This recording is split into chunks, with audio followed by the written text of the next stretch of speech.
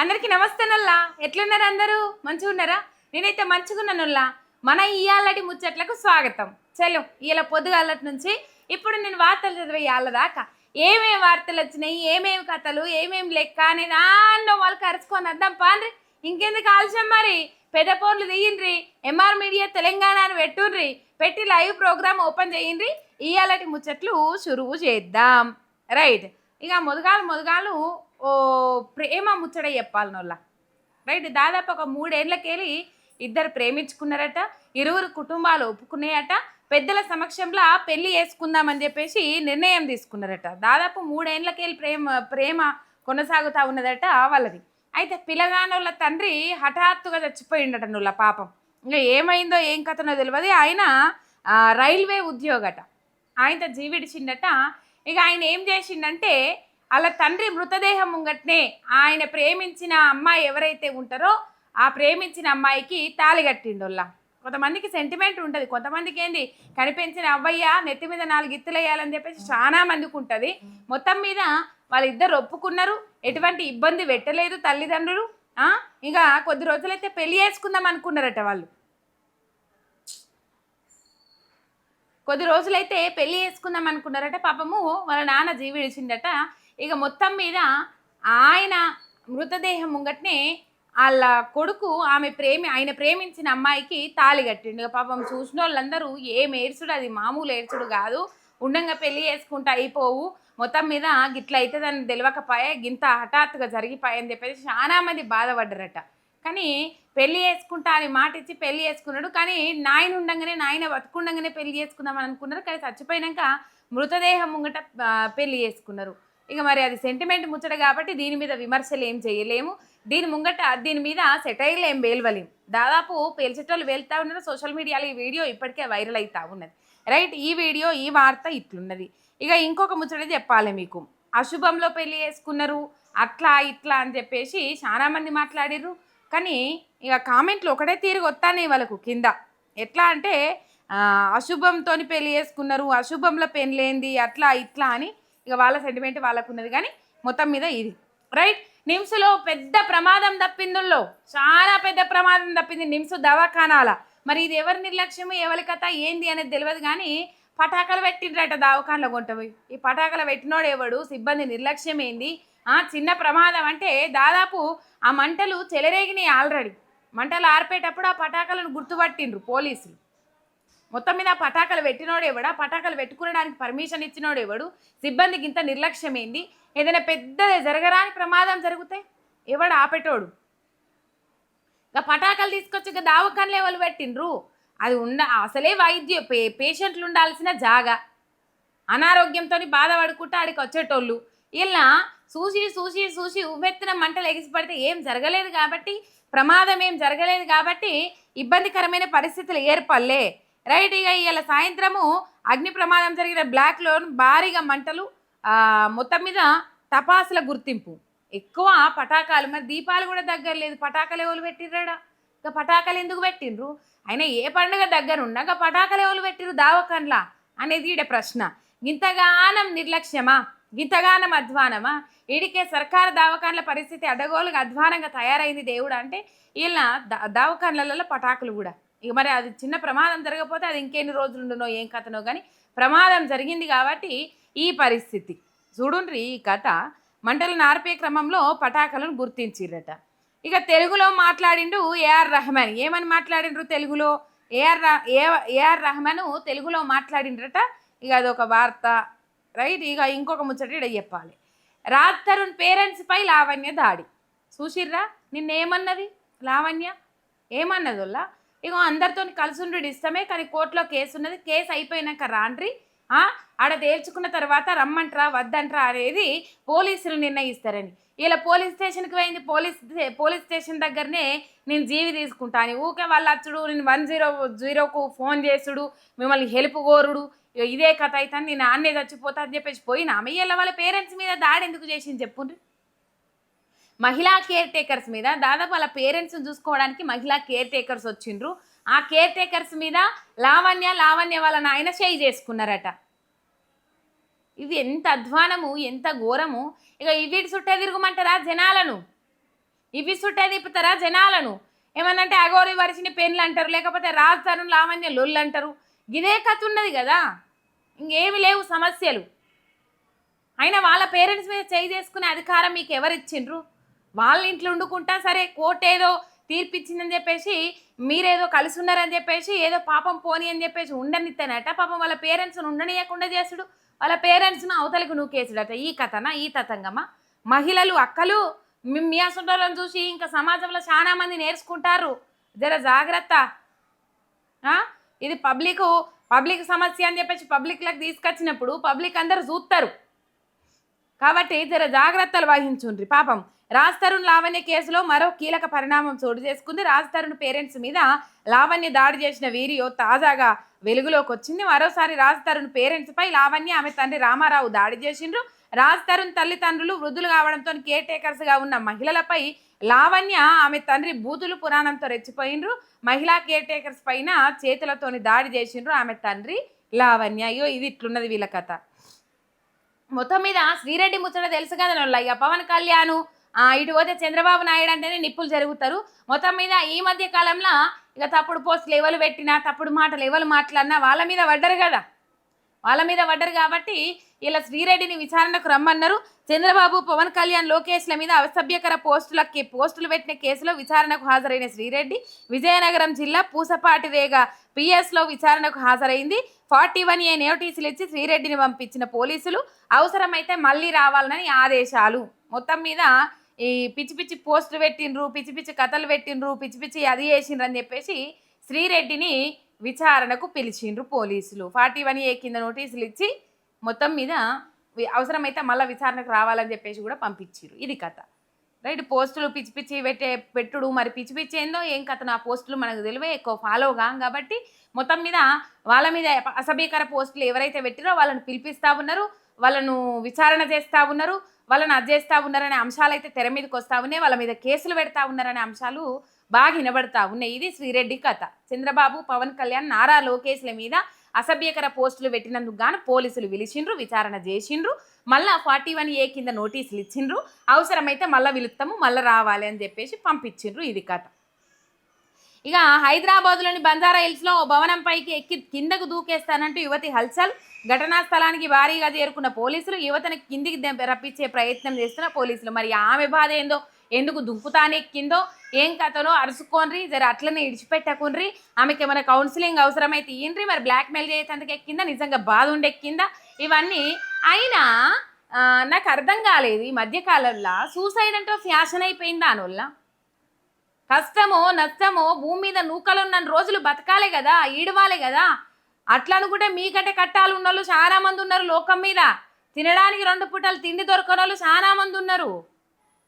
చిన్న చిన్న వాటికే నేను చచ్చిపోతా, చిన్న చిన్న వాటికే ఇక నాకు బతుకుడు అయితే లేదు, చిన్న చిన్న వాటికే ఇక నా పని అయిపోయింది, ఇక నాకు కథ ఒడిచింది, గిట్లనా మీరు నిర్ణయాలు తీసుకున్నాడు.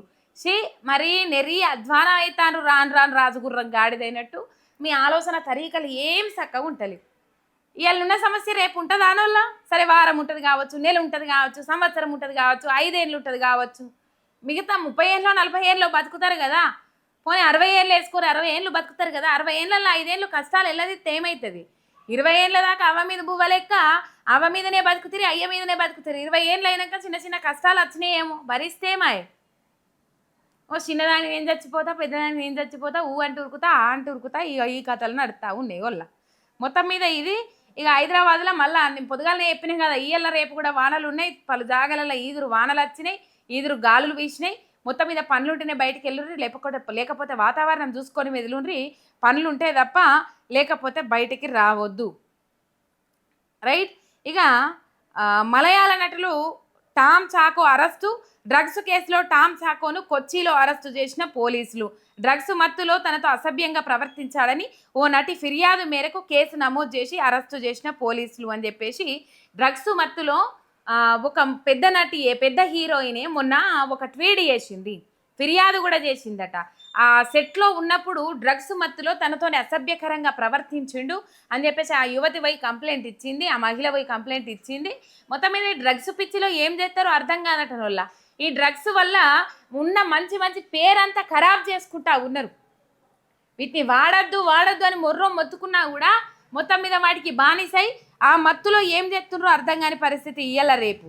ఇక సినిమాను కూనీ చేద్దామనుకునే దుష్టశక్తులకు ఇదే నా వార్నింగ్. విజయశాంతి ఈ సినిమా గురించి కొంతమంది నెగిటివ్ చేస్తున్నారు, అదేం సాడిజం నాకు అర్థం కావట్లేదు. సినిమాని కూనీ చేయడం కొన్ని దుష్టశక్తులు ప్రయత్నిస్తున్నాయి, వాళ్ళందరికీ వార్నింగ్ అని చెప్పేసి. మరి ఏం సినిమానో ఏం కథనో ఆ సినిమాను ఏదో కూనీ చేయాలని చూస్తూ ఉన్నారట. ఏం సినిమా అది? విజయశాంతి మాట్లాడిన సినిమా ఏం సినిమా?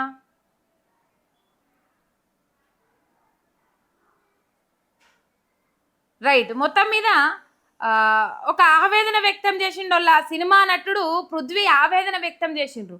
ఈ మధ్య కాలంలో కొన్ని సినిమాలలో ఆయన నటించిండ్రట. యానిమల్, జాట్ మూవీలో నా సీన్స్ కట్ చేశారు పృథ్వీ. యానిమల్, జాట్ సహా ఇటీవల తాను నటించిన చిత్రాలల్లో కొన్ని సన్నివేశాలను తీసేశారని నటుడు పృథ్వీ ఆవేదన వ్యక్తం చేసిండ్రు. కానీ అర్జున్ సన్ ఆఫ్ వైజయంతిలో తాను నటించిన ప్రతి సీన్ దర్శకుడు అలాగే ఉంచడం సంతోషంగా ఉందన్నారు. యానిమల్ అండ్ ఇంకా కొన్ని సినిమాలల్లో ఆయన నటించిన సీన్లు మొత్తం తీసేసిరట. రైట్. ఇక సన్ ఆఫ్ వైజయంతి అన్నట్లు ఈ సినిమా, ఈ విజయశాంతి మాట్లాడిన ముచ్చట అదే. ఈ సినిమాను కొంతమంది నెగిటివ్ చేయాలని చూస్తూ ఉన్నారు. ఈ సినిమాను కూనీ చేయాలని కొన్ని దుష్టశక్తులు ప్రయత్నం చేస్తూ ఉన్నాయి. ఇది చాలా తప్పు ఆలోచన. వాళ్ళకేమొస్తుంది, వాళ్ళ పైశాచిక ఆనందం ఏంది అని చెప్పేసి సన్ ఆఫ్ వైజయంతి ఉన్నది కదా, ఆ సినిమా గురించి విజయశాంతి మాట్లాడింది. కొంతమంది ఈ సినిమా గురించి నెగిటివ్ స్ప్రెడ్ చేస్తున్నారు, అదేం సాడిజము నాకు అర్థం కావట్లేదని కొన్ని చివాట్లాంటి ఇచ్చారు. రైట్. బండి సంజయ్కి ఆది శ్రీనివాస్ కౌంటరు. కేంద్ర మంత్రి బండి సంజయ్కి ప్రభుత్వ ఆది శ్రీనివాస్ కౌంటర్ ఇచ్చిండ్రు. రాహుల్ గాంధీ కుటుంబంపై బండి సంజయ్ చేసిన వ్యాఖ్యలపై ఆయన మాట్లాడుతూ బండి సంజయ్ మతి తప్పి మాట్లాడుతున్నారు, దేశం కోసం త్యాగం చేసిన చరిత్ర గాంధీ కుటుంబాన్ని అని చెప్పేసి. ఏమో మరి ఇక మీరు సవాళ్ళు ఇసురుకోనికే సరిపోతుంది, మీరు మాట్లాడుకునేదానికే సరిపోతుంది. చెప్పినా కదా దేశంలో ఏ ముచ్చట ఇక్కడ రాష్ట్రంలో చిచ్చు పెట్టి బీజేపీ కాంగ్రెస్ పార్టీలు కొట్లాడితే బీజేపీ కాంగ్రెస్ పార్టీలను జనాలు చూసుకుంటా సప్పట్లు కొట్టుకుంటా సంబరపడిపోవాలి. ఇక వాళ్ళ సమస్యలు మొత్తం మర్చిపోవాలి. వాళ్ళ కథ గిట్లనే ఉన్నదోళ్ళ. మొత్తం మీద వీళ్ళు సవాళ్ళు ఇసురుకోవడానికే సరిపోతుంది. ఇసురుకోర్రి సవాళ్ళే ఇసురుకోర్రి కానీ ఇక ఏమీ లేదు. రైట్. మొత్తం మీద ఇలా పొద్దుగాల నుంచి ఇప్పటిదాకా హైడ్రా కూల్చివేతలు జరిగినాయి. ఈ టీడీపీ ఎమ్మెల్యే వసంత కృష్ణ ప్రసాద్కి సంబంధించి దాదాపు ఒక 2,000 కోట్ల ఆస్తుల విలువన ఏమో అన్నారు. మొత్తం మీద అన్ని వేల కోట్ల ఆస్తులను కూల్చేసిండ్రు. మొత్తం మీద ఈ కూల్చేసుట్లా మాకు ఎటువంటి నోటీసులు ఇవ్వలేదు, ఎటువంటి సమాచారం ఇవ్వలేదు. ఈ కూల్చివేతలు ఎటువంటి సమాచారం ఇవ్వకుండా జరిపిండ్రు. సీఎం రేవంత్ రెడ్డి విదేశాల నుంచి రాగానే ఆయనను కలుస్తా, ఆయన ఉంటే ఇంతగానో విధ్వంసం జరిగేది కాదు. హైడ్రా అందరికీ సమానంగానే ఉంటుందటగా sir. TDP MLA Krishnaprasad sir, Hydraa అందరికీ సమానమే ఉంటుందట కదా. మరి రేవంత్ రెడ్డి ఉంటే ఇంత నష్టం జరగకపోతుండే అని చెప్పేసి మీరు మాట్లాడుతూ ఉన్నారు. రేవంత్ రెడ్డి కనుసన్నలు లేదే ఇవాళ మీ మీదకి బుల్డోజర్ వచ్చిందా? ఎవరు పంపించిర్రు? అన్ని వేల కోట్ల ఆస్తులు ముఖ్యమంత్రి రేవంత్ రెడ్డికి తెలియకుండానే కూల్చివేతలకు ముందుగా వచ్చిర్రా? రేవంత్ రెడ్డి ఉంటే ఇంతగానం నష్టం జరిగేది కాదు అని చెప్పేసి చెప్తాడట ఆయన. మొత్తం మీద అంటే ఇక్కడ అర్థమైందంటే హైడ్రా కరెక్ట్ అయితే కోర్టుకు సెలవు ఉన్న రోజే వచ్చి ఎందుకు కూల్చివేతలు జరుపుతోంది? మీ ఇళ్లలోనే కాదు సార్లు, మీ బడా బాబుల ఇళ్లలోనే కాదు. హైడ్రా కూల్చివేతలు ఎప్పుడు జరుగుతున్నాయి అంటే శని ఆదివారాలు, వీకెండ్స్ ఓన్లీ. కోర్టులకు సెలవు దినాలు ఉన్న రోజులే. ఎందుకంటే స్టే ఇయ్యది, గంటల స్టే తెచ్చుకోవచ్చు పోయి, కాబట్టి స్టే ఇయ్యది, కోర్టు పని దినాలు కావు. కాబట్టి పేదలైనా పెద్దోళ్ళైనా స్టే ఇవ్వకుండా ఇయ్యాల పెద్దోళ్ళ జోలికి పోయింది. మరి వాళ్ళ అన్న తిరుపతి అన్న ఇల్లు దుర్గం చెరువులో మొత్తం మీద FTL బఫర్ జోన్లో ఉన్నది. ఇలా అన్న తిరుపతి రెడ్డి ఇల్లు జోలికి పోలే, నోటీసులు తెచ్చుకున్నది, అయిపోయింది.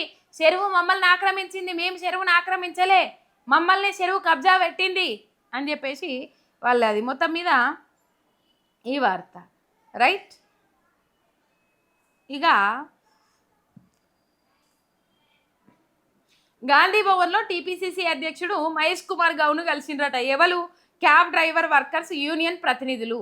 ఎందుకు కలిసిండ్రో మరి, ఏం కథనో, ఏం ముచ్చట్లు చెప్పిండ్రో. రవాణా రంగానికి సంక్షేమ బోర్డు ఏర్పాటు చేయాలని మహేష్ కుమార్ గౌడ్కు విజ్ఞప్తి అని చెప్పేసి. సరే ఇక ఆటో డ్రైవర్లు కూడా అందరూ ఓనర్ టైం తీసుకొని కలిసి రాండ్రి, మొత్తం మీద మా బతుకులు ఆగమైనవి అని చెప్పేసి. నిన్న ఒక ఆటో డ్రైవరు, నిన్ననా ఇయ్యాలన్న మొత్తం మీద ఒక ఆటో డ్రైవరు కూలీ పడతలేదు అని చెప్పేసి బస్టాండ్లోనే పురుగుల మందు ఆగే ప్రయత్నం చేసిండు. ఈ ఫ్రీ బస్సుతో మా బతుకులు ఆగమైతాన్ని, మమ్మల్ని ఆదుకోని సార్లు మొర్రో అని మొత్తుకున్న ప్రభుత్వం ఇదివరకు పట్టించుకున్న పాపాన పోలే. ఇతమైన 12,000 రూపాయలు ఇయ్యలేదు. జరగ ఆటో డ్రైవర్ల బాధలు పట్టించుకోండి సార్లు, మంచి అవుతుంది కదా మీకే. మంచి పేరు వస్తుంది కదా. ఇత్తమన్న మాట మీద నిలబడ్డారు. సరే 16 నెలలు 2 ఏళ్ళు పొద్దు అటు ఇటు అయినా కూడా మమ్మల్ని ఆదుకున్నారని చెప్పేసి మొక్కుతారు కదా 2 చేతులు ఎత్తి. ఇలా ఆటో డ్రైవర్ల బతుకులు అధ్వానంగా ఉన్నాయి. ఒక గంట ఆలస్యమైనా పర్లేదని చెప్పేసి మాకో 2000 మిగులుతాయని చెప్పేసి ఫ్రీ బస్ ఎక్కిపోతా ఉన్నారు మహిళలు. ఎంత టైట్ ఉన్నా కూడా బస్సులు, ఎంత ఇబ్బందికరమైన పరిస్థితులు ఉన్నా కూడా. ఎందుకంటే ఉప్పుకో పప్పకో నూనెకాయ అయితే అని చెప్పేసి ఎక్కుతా ఉన్నారట. ఈ పరిస్థితి ఆటో డ్రైవర్ల బాధలు కూడా పట్టించుకుంటే మంచిగా ఉంటుంది. రైట్. ఇక ఇలా ఈ వార్తలు ఇక్కడ మనకి ఇవి కనబడతా ఉన్నాయి. ఇంకొకసారి ఒక నిమిషం.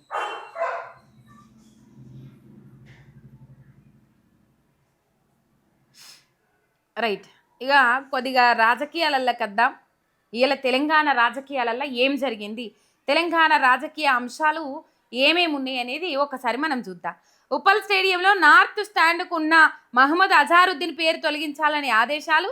స్టేడియంలో నార్త్ పెవిలియన్ స్టాండ్కు 2019లో మహమ్మద్ అజారుద్దీన్ స్టాండ్ అని పేరు పెట్టిన అప్పటి ఎస్సీఏ ప్రెసిడెంట్ అజారుద్దీన్ తన పేరును తానే పెట్టుకోవడంపై అభ్యంతరం వ్యక్తం చేసిన హెచ్సీఏకు అనుబంధంగా ఉన్న లార్డ్స్ క్రికెట్ క్లబ్ తన పేరును తానే పెట్టుకోవడం పరస్పర విరుద్ధ ప్రయోజనాల కిందకు వస్తుందని అజారుద్దీన్ పేరు తొలగించాలని ఆదేశించిన హెచ్సీఏ అంబుడ్స్మన్ జస్టిస్ ఈశ్వరయ్య అని చెప్పేసి ఈడ వార్త. వాళ్ళ పేరును వాళ్ళే ఎట్లా పెట్టుకుంటారో దాన్ని తొలగించాలి అని చెప్పేసి జస్టిస్ ఈశ్వరయ్య ఒక తీర్పు ఇచ్చిండ్రు మొత్తం మీద. రైట్గా వికారాబాద్ జిల్లా పెద్దేమూలు మండలం తట్టేపల్లి గ్రామంలో 2 వద్దులాయనట కరెంటు లేక. 2 వద్దులైతే పాపం వాళ్ళు ఫోన్లకు ఛార్జింగ్లు ఎట్లా పెట్టుకుంటున్నారు కదా, చిన్న చిన్న జనరేటర్లు ఉంటాయి కదా, నోళ్ళ చిన్న చిన్న జనరేటర్లు పెట్టి వాటికి ఫోన్లు ఛార్జింగ్ పెట్టుకుంటా ఉన్నారు. డీజిల్ పడితే నడిచేటివి ఉంటాయి కదా చిన్న చిన్న జనరేటర్లు. ఆ జనరేటర్లతో కరెంటు పెట్టుకొని పవర్ పెట్టుకొని ఆ పవర్ వచ్చిన కాడికి పోయి 10-20 సంఖ్యలలో వాళ్ళు ఫోన్లు ఛార్జింగ్లు పెట్టుకుంటా ఉన్నారు. ఇది పరిస్థితి. ఇప్పుడు చెప్పుండ్రు 24 గంటల కరెంట్ ఉన్నది. ఇది వరకు 2 రోజులు అయినట. 2 రోజులు కరెంటు లేకపోతే ఆ ఊరు పరిస్థితి ఏంది, ఆ గ్రామం పరిస్థితి ఏంది, అక్కడ ఉన్న ప్రజల పరిస్థితి ఏంది? ఇలా ఎండాకాలము ఎండలు దంచుతున్నాయి, వాళ్ళు ఎట్లా బతుకుతారు? ఉష్ణోగ్రతలు పెరిగిపోతున్న సందర్భము. మరి 2 వద్దుల నుంచి వికారాబాద్ జిల్లాలనే కరెంటు లేకుండా చేయాల్సిన అవసరం ఏమున్నది? ఏమైనా సాంకేతిక పరిజ్ఞానమా, అది లోపమా, లేకపోతే ఏమైనా సాంకేతిక లోపాలు తలెత్తినాయా? మరి 2 రోజుల నుంచి ఏమనంటే ఏఐసిటీ ఫ్యూచర్ సిటీ వికారాబాద్ జిల్లాలనే కదా పెట్టేది. ఇలా ఏఐసిటీ ఫ్యూచర్ సిటీ అని చెప్పేసి అట్లా ఇట్లా మాట్లాడుతూ ఉన్నారు కదా. మరి ఏఐసిటీ ఫ్యూచర్ సిటీ ఉండే జాగలలోని ఏరియాలలోనే కరెంటు లేక 2 వద్దుల పొద్దాయనట. కరెంటు లేదని పట్టించుకునేటోళ్ళు ఉన్నారా ఎవరన్నా? వాళ్ళ కరెంటు లేని బాధలు పట్టించుకునేటోళ్ళు లేరు. వాళ్ళ బాధలు అంతా ఇంతగా అది 24 గంటల కరెంటు ఉంది కావాల్సుకునే ప్రాపగండ లేపుతా ఉన్నారు. ఇలా పొద్దుగాల మార్నింగ్ న్యూస్ చేసేటప్పుడు కరెంటు పోయిందోళ్ళ మధ్యలోనే ఆపేయాల్సి వచ్చింది. మొన్న ఒకసారి అట్లనే పోయింది. నిన్న మంచిగా నడిచింది. నేను లైవే పెట్టలేదు కానీ మొన్న ఒకసారి మా అంటే పెట్టిన నుంచి ఒక 2-3 రోజులు మంచిగా నడిచింది. ఏమన్నా అంటే మధ్యలో కరెంటు పోవడే తుట్టుకుమంటది. అసలు కాన్సెప్ట్ అసలు సందర్భం రాగానే కరెంటు తుట్టుకుమంటది. ఇలా పొద్దుగాల కావాల్సుకుంటే మీరు లైవ్ ఓపెన్ చేసి చూడొచ్చు. ఇలా పొద్దుగాల లైవ్ చేస్తుంటే కరెంటు పోయింది. రైట్. ఇక వాళ్ళు పాపం జనరేటర్ కూడా ఎట్లా తెచ్చుకున్నారు, గత్యంతరం లేక చందాలు వేసుకొని మోటార్ సహాయంతో నీటి సరఫరా చేసుకున్నారు గ్రామస్తులు. ఫోన్లో ఛార్జింగ్ అయిపోవడంతో డీజిల్ మోటార్లకు ఒక స్విచ్ బోర్డు పెట్టి దానికి ఫోన్లు ఛార్జింగ్ పెట్టుకున్నారు. ఈ కథ ఇది 3 రంగుల జెండా పాలన. ఏమనంటే మాట్లాడొద్దంటారు, ఏమనంటే తిట్టొద్దంటారు. ఏం తిట్టాం మేము, ఏమనంటే ప్రశ్నించొద్దంటారు, మాకు ఎదురు తిరగద్దంటారు, మమ్మల్ని ఎవరు ప్రశ్నించేటోళ్ళు అంతా లేనే లేరంటారు, మమ్మల్ని ప్రశ్నించేటోళ్ళు ఇంకా ముట్టనే లేరంటారు. మొత్తం మీద ప్రశ్నిస్తున్న వాళ్ళు కొంట పోయి జైలు ఎత్తారు, కేసులు పెడతారు. ఇట్లాంటి సిచ్యువేషన్. ఇలా 2 వద్దులే అక్కడ ఉన్న వాళ్ళు ఏం చేస్తారు? కనీసం కరెంటు లేని పరిస్థితి, దుస్థితి. ఇక భర్తను కోల్పోయిన మహిళలకు అర్ధరాత్రి వీడియో కాల్స్ చేసి వేధిస్తున్న ఫైనాన్స్ కంపెనీ. తీసుకున్న 2,50,000కు 50 లక్షలు కట్టాలంటూ వేధిస్తున్న ఫైనాన్స్ కంపెనీ. ఇక ఇప్పటికే ఫైనాన్స్ కంపెనీ వేధింపులు తాళలేక ఆత్మహత్య చేసుకున్న మహిళ భర్త డిప్యూటీ సీఎం బట్టి విక్రమార్క కంచుకోటగా భావించే చింతకాని మండలంలో ఫైనాన్స్ కంపెనీ ఆగడాలు. భర్తలు కోల్పోయిన బాధలు. ఇప్పటికే ఆ ఫైనాన్స్ బాధలలోనే ఆయన చనిపోయిందట. 2,50,000 తీసుకుంటే 50 లక్షలు కట్టాలని బెదిరిస్తూ ఉన్నదట ఫైనాన్స్ కంపెనీ. అర్ధరాత్రి వీడియో కాల్స్ చేసి బెదిరిస్తూ ఉన్నారట. అయ్యా నాయన, మీ ఫైనాన్స్ కంపెనీల వల్ల ఇంకెంతమంది అఘాయిత్యాలు చేసుకోవాలి, ఇంకెంతమంది జీవితాలు రోడ్డు మీద పడాలి, ఇంకెంతమంది జీవితాలు ఆగం కావాలి, ఇంకెంతమంది బతుకులు ఛిద్రం కావాలి. చింతకాని మండలము బట్టి విక్రమార్క కంచుకోటగా భావిస్తాడు చింతకాని మండలం. ఇక మరి అక్కడనే ఇంత ఫైనాన్స్ కంపెనీ ఆగడాలు ఉన్నాయి. ఫైనాన్స్ కంపెనీల అరాచకాలు ఉన్నాయంటే ఇంకా వేరే వేరే జాగాలలో ఇంకెట్లున్నాయి చెప్పుండ్రి. మొత్తం మీద భర్తను కోల్పోయిన తనకు ఫైనాన్స్ కంపెనీ వారు అర్ధరాత్రి వీడియో కాల్స్ చేసి వేధిస్తున్నారని బోర్న విలపించిన మహిళ తన గోడను డీజీపీ జితేందర్ రెడ్డికి చెప్పేందుకు విఫల యత్నం చేయగా కార్యాలయ సిబ్బంది ఆమెను కనీసం లోపలికి అనుమతించకపోవడంతో ఆఫీసు బయటనే నిరసన తెలిపిన బాధిత మహిళ. గిసొంటి బాధలు వస్తాయి, గిసొంటి కంప్లైంట్లు తీసుకోరు, ఎందుకు పర్మిషన్ ఇయ్యరు? డీజీపీని కలిసేందుకు ఆమె ఆవేదన వ్యక్తం చేసుకుంటూనే వచ్చింది కదా, ఆమె బాధ చెప్పుకోనిక వచ్చింది కదా, ఎందుకు గలవనియరు? అటెండర్సే ఆపేసిండట బయట. ఇలా మొత్తం మీద 2,50,000 5 స్టార్ ఫైనాన్స్ నుంచి తీసుకున్నదట. ఇక ఇంటి కాగితాలు కుదబెట్టి తీసుకున్నారట 2019లో. ఆ తర్వాత ఫైనాన్స్ వేధింపులకు భర్త ఆత్మహత్య చేసుకోగా తీసుకున్న డబ్బును విడతల వారీగా 3 లక్షల వరకు చెల్లించింది. ఇదేంటని ప్రశ్నించినందుకు వారం తర్వాత 4,50,000 4.50 లక్షలు చెల్లించాలని హుకుం జారీ చేసిన ఫైనాన్స్ కంపెనీ. ఆల్రెడీ నేను 3 లక్షల రూపాయలు కట్టినా కదా, తీసుకున్న దానికి 2,50,000 తీసుకుంటే నేను 3 లక్షలు కట్టినా కదా, మరి ఎందుకు ఇంకా 4,50,000 కట్టమంటుర్రు అని అంటే మొత్తం మీద ఆమెను ఇబ్బంది పెట్టే ప్రయత్నం చేసిరట. డబ్బులు చెల్లించడం లేదని ఇంటికి తాళాలు వేసిండ్రు, అర్ధరాత్రి వీడియో కాల్ చేసుడు ఇటువంటివి చేస్తున్నా పోలీసులు పట్టించుకోవట్లేదట. ఖమ్మం సిపి చెప్పిన చింతకాని ఎస్ఐ కేసు నమోదు చేయడం లేదని డీసీపీ ఆఫీస్ ఎద్ద కన్నీటి పర్యంతమైంది ఆ మహిళ. మరి ఎవరితో కుమ్మక్కైనరు ఏం కథ తెలియదు. ఇగో ఇసొంటోళ్ళు చేయబట్టి జీవితాలు ఆగమవుతున్నాయి, బతుకులు ఛిద్రమవుతున్నాయి. ఆ మహిళను పట్టించుకోవాలి, ఆ మహిళ బాధ పట్టించుకుంటే మంచిది. ఇక కళ్యాణ లక్ష్మి చెక్కులు పంచడం మా వల్ల కాదోళ్ళ. ఎందుకైతుంది? తులం బంగారం ఏమైంది? తులం ₹1,00,000 చేరింది. ఊకుంటారా? మీరు ఇచ్చిన 6 గ్యారంటీలలో కళ్యాణ లక్ష్మి ₹1,00,000తో పాటు ₹1,16,000తో పాటు తులం బంగారం కూడా ఇస్తాము అని అన్నారు కదా. అందుకని వీళ్ళ కళ్యాణ లక్ష్మి చెక్కులు యాడ వంచినా కొద్ది జాగాలలో వంచుతుర్రు కదా నొల్లా, యాడ వంచినా కూడా అయ్యా ఎమ్మెల్యే సాబ్ తులం బంగారం యాడవైంది సార్, ఉట్టి ₹1,00,000 చెక్కే ఇచ్చిపోతాను, చేతిలో పెట్టిపోతాను మురిపిస్తానరా. అప్పుడేమో వచ్చి కళ్యాణ లక్ష్మితో పాటు తులం బంగారం ఇస్తామని చెప్పిండ్రు. ఇవాళ ఏమయ్యే తులం బంగారము అని చెప్పేసి ప్రశ్నిస్తూ ఉన్నారు జనాలు, ఎక్కడికక్కడ నిలదీస్తూ ఉన్నారు. మొన్న మంత్రి జూపల్లి కృష్ణారావు ఇలాకాలో జూపల్లి కృష్ణారావుకు సంబంధించి అక్కడ చెక్కులు వంచే కార్యక్రమంలో బీఆర్ఎస్ కార్యకర్తలు ఎవరైతే ఉంటారో వాళ్ళు అడిగినరు, ఏమని అడిగినరు, ఏమైంది తులం బంగారం అని అడిగినరు. అడిగినందుకు కాంగ్రెస్ కార్యకర్తలు మొత్తము మీదికి ఎగబడి తన్నడానికి మోపైనరట బీఆర్ఎస్ కార్యకర్తల మీద. మరి ఎక్కడ అది చేయాలన్నా పోలీసులు ఏం చేసిండ్రట, లాఠీ చార్జీ చేసిండ్రట. ఈ కథ రైట్. అధికారులతో చెక్కుల పంపిణీ జరిపించమంటున్న ఎమ్మెల్యేలు, తులం బంగారంపై నిలదీస్తారని మొహం చాటేస్తున్న కాంగ్రెస్ ఎమ్మెల్యేలు, తులం బంగారంపై తీవ్ర ప్రజాగ్రహానికి గురవుతున్న కాంగ్రెస్ ఎమ్మెల్యేలు, పెళ్లిళ్లలో తులం బంగారం ఎక్కడాని ప్లకార్డులతో మొన్న ముఖరేఖే గ్రామస్తులు పెళ్లి వేసుకున్నారు కదా, ఆ పెళ్లి జంట ఏం చేసిండ్రు, పెళ్లి మండపంలోనే ఇత్తమన్న తులం బంగారం ఏది అని చెప్పేసి ప్లకార్డులతో నిరసన వ్యక్తం చేసిండ్రు మొన్న ముఖరాకే గ్రామస్తులు. మనం చూసినాం. మొత్తం మీద ఆడపోయినా తులం బంగారం ముచ్చట ఏమైంది సారు, తులం బంగారం ముచ్చట ఏమైంది సారు, అసలే 1,00,000 అయింది తులం బంగారం. ఇప్పుడు ₹1,16,000 అవి ఇవి ₹1,00,000 ₹2,16,000 చెక్కియాల్సిన అవసరం ఉన్నది. తులం బంగారం ఇస్తామని మాట చెప్పిర్రు, ఇలా ముఖం చాటేస్తుండ్రు. ఎందుకు చాటేస్తాండ్రు?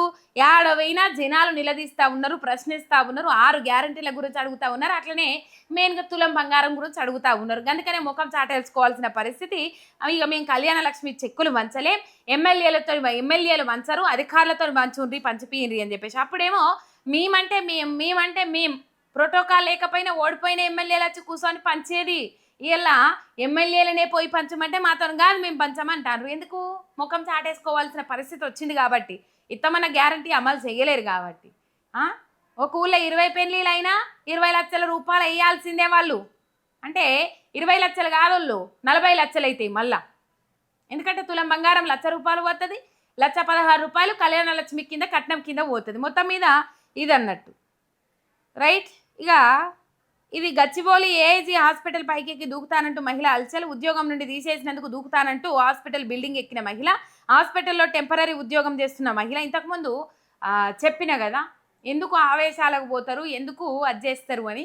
పాపం జాబుల నుంచి తీసేసిండ్రట, జాబుల నుంచి తీసేసుడుతోనే ఆత్మహత్య చేసుకుంటా అని బిల్డింగ్ ఎక్కిందట. అక్క నువ్వు కిందికి దూకితే అయిపోయింది అని చెప్పేసి వాళ్ళ చేతులు దులుపుకుంటారు, కానీ ఇలా నీకు జాబ్ ఇస్తామని అంటారా? ఒకవేళ ఇచ్చిన నువ్వు ఏం నుంచి చేసుకుంటావు?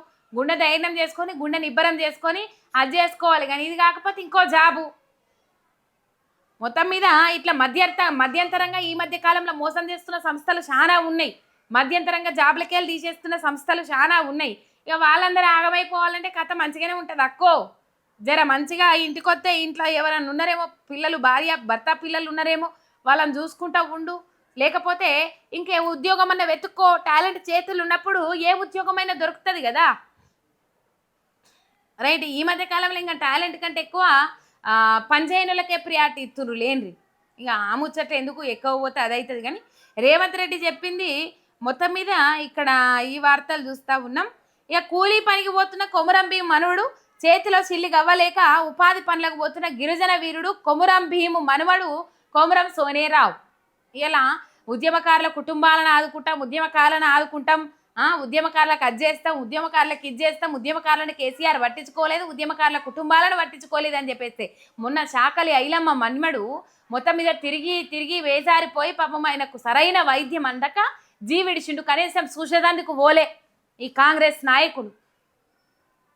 ఆనాడుగాక ఏదో మర్నాడా అంతకుముందు తెల్లారో ఏందో చాకలి ఐలమ్మ అని చెప్పేసి ఏదో యూనివర్సిటీకా లేకపోతే ఏదో బిల్డింగ్కు పేరు పెట్టుకున్నారు. కానీ వాళ్ళ కుటుంబాన్ని పట్టించుకోలే, వాళ్ళ మన్మని పట్టించుకోలే. పాపం పలుమార్లు తిరిగినా కూడా మెరుగైన వైద్య సేవల కోసం గింతనన్న సాయం చేయలేదట. అంత ఏం కాదు జీవిడిచుండు. పాపం బాధ అనిపించింది. ఉద్యమకారులను కేసీఆర్ పట్టించుకోలేడు, ఉద్యమకారుల కుటుంబాలను కేసీఆర్ పట్టించుకోలేడు, ఉద్యమకారులను అసలు దగ్గరకు తీయలేడు కేసీఆర్ అని చెప్పేసి ఇలా ఉద్యమకారులను ఉపయోగించుకుని కూడా అధికారంలోకి వచ్చిండ్రు. ఉద్యమకారుల ఏదైతే కేసీఆర్ వ్యతిరేక ఉద్యమకారులు ఎవరైతే ఉంటారో వాళ్ళ నుంచి కూడా కొంచెం వ్యతిరేకత ఉన్నా కూడా బాగా తిప్పుకున్నారు. ఎట్లా తిప్పుకున్నారు? మిమ్మల్ని అన్ని తీసుకొచ్చి పెడతాం, కొండ మీద కోతిని కూడా తీసుకొచ్చి పెడతామని చెప్పేసి అది చేసి ఇలా అధికారంలోకి వచ్చిరు. కనీసం ఉద్యమకారుల కుటుంబాలను పట్టించుకోవట్లేదు కాంగ్రెస్ సర్కార్ అని చెప్పేసి ఉద్యమకారుల కుటుంబాలు వాపోతా ఉన్నాయి. రైట్. మొత్తం మీద ఈ పరిస్థితి జర ఈ మధ్య కాలంలో హార్ట్ అటాకులు పెరిగిపోతున్నాయో జర చూసుకోండి, జర జాగ్రత్తలు వహించుండ్రి. అప్పుడు మంచిగానే ఉంటారు, ఉన్నట్టుండి ఏమవుతుందో అర్థమైతే లేదు. మధ్యప్రదేశ్లో జబల్పూర్ నగరము గోరఖ్పూర్లో జిమ్ చేస్తూ కుప్పకూలిన యతీష్ సింగై 52 అనే వ్యక్తి అని చెప్పేసి చిన్నోళ్ళకు కూడా హార్ట్ అటాక్లు వస్తున్నాయి. ఇక ఇప్పుడు ఇంకొక ముచ్చట చెప్పుకోవాలి. నేను ఆల్రెడీ వేసిన దాని మీద మళ్ళీ ఒకసారి చెప్తా. విస్తరణ లేదు, విస్తరాకు లేదు, ఊక ఢిల్లీ మొక్కన రాకుండ్రి, ఊక విసిగించకుండ్రి. నేషనల్ హెరాల్డ్ కేసులో మేము ఇబ్బందులలో ఎదుర్కొంటే మీలో లేదువే అని చెప్పేసి ఏఐసిసి అధిష్టానం ఇక్కడ మంత్రి పదవి ఆశిస్తున్న ఎమ్మెల్యేలకు మొట్టికాయలు వేసింది, సురుకలు అంటించింది. ఊక తాపకోసారి గడుక్కోసారి ఢిల్లీకి రాకుండ్రి, మా పని మీద మేమున్నాము. నేషనల్ హెరాల్డ్ కేసు కింద ఈడీ ఛార్జ్ షీట్ ఫైల్ చేసింది, ఎట్లయితుంది ఏం కథ అని చెప్పేసి మా టెన్షన్లో మేమున్నాము. మా టెన్షన్లో మేముంటే మీ టెన్షన్ మీకున్నది. మొన్న ఏఐసిసి సమావేశం పెట్టి కార్యవర్గ సమావేశం పెట్టి నోవోటోలో కార్యవర్గ సమావేశం పెట్టి రేవంత్ రెడ్డి ఏం చెప్పిండ్రుల్లా, ముఖ్యమంత్రి రేవంత్ రెడ్డి ఏం చెప్పిర్రంటే ఈ మంత్రివర్గ విస్తరణ అనేది మన చేతులలో లేదు, ఆల్రెడీ అధిష్టానం ఫైనల్ చేసింది పేర్లను, ఇప్పుడు అధిష్టానం చేతులలోనే ఉంది. 6 మందిని ఎవరు నిర్ణయించాలనో గాలని నిర్ణయిస్తుంది, మీరు సప్పుడుదే కూకోండ్రి, దీని మీద ఎవరు మాట్లాడద్దు, పార్టీ లైన్ దాటి మాట్లాడితే బాగుండదని చెప్పినప్పుడు కూడా రాజగోపాల్ రెడ్డి, కోమటిరెడ్డి రాజగోపాల్ రెడ్డి, గడ్డం వివేక వెంకటస్వామి, ప్రేమ్ సాగర్ రావు వీళ్ళు ముగ్గురు అసలు రాలే, ఆ సమావేశానికి రాలే, కార్యవర్గ సమావేశానికి రాకుండా నిరసన వ్యక్తం చేసిండ్రు. సరే అప్పుడే చెప్పిండ్రు రేవంత్ రెడ్డి గారు ఏం చెప్పిండ్రంటే ఈ మంత్రివర్గ విస్తరణ మీద ఇప్పుడే ఏం మాట్లాడద్దు, అది అధిష్టానం నిర్ణయం తీసుకుంటుంది అని చెప్పేసి చెప్పినప్పుడు కూడా ఈ ఎమ్మెల్యేలు ఏం చెప్తుండ్రట, ఆశపడ్డ పానమా ఎట్లుంటుంది, కానీ అధిష్టానం మాత్రం ఆశపడ్డ నోట్ల నీళ్లు చల్లినట్టు చేసింది. మొత్తం మీద అక్కడికి రాకుండ్రి, ఊక ఢిల్లీకి రాకుండ్రి, ఢిల్లీకి కప్పం కట్టకుండ్రి, ప్రయాణం కట్టకుండ్రి, సిఫారసు లేఖలతోనే అసలే రాకుండ్రి. కానీ వీళ్ళు ఊకుంటలేరు.